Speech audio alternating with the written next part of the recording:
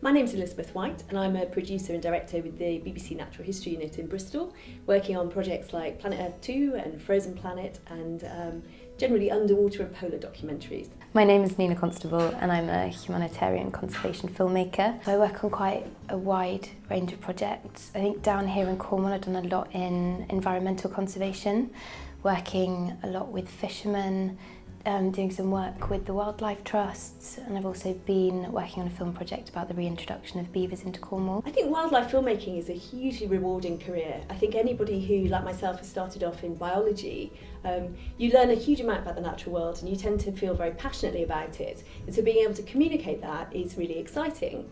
There are challenges, and sometimes one of those challenges is being a woman. Working on location in places that are very male dominated can be quite hard, but I've certainly not found a huge amount of problem. I think that our generation are very, very lucky. My mother's generation probably wasn't able to go and work in places the same way as that myself and my peers can. And I think that women make amazing storytellers. Certainly on Planet Earth 2 we had quite a lot of female roles in both producers and directors.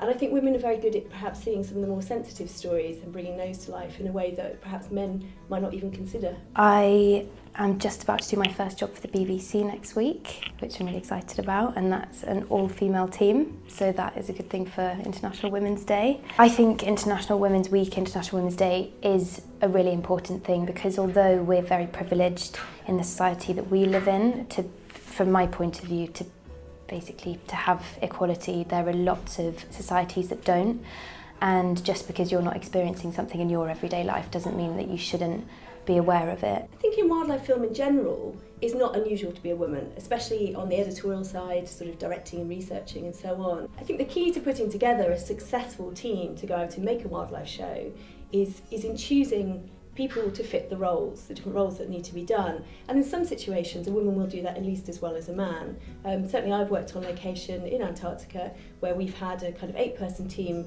3 of whom have been female, female field assistants, female sailors. It very much isn't quite as stereotyped as perhaps you might have imagined kind of 30 years ago. I've worked in situations where I have been the only woman on location with sort of 7, 8, 9 men.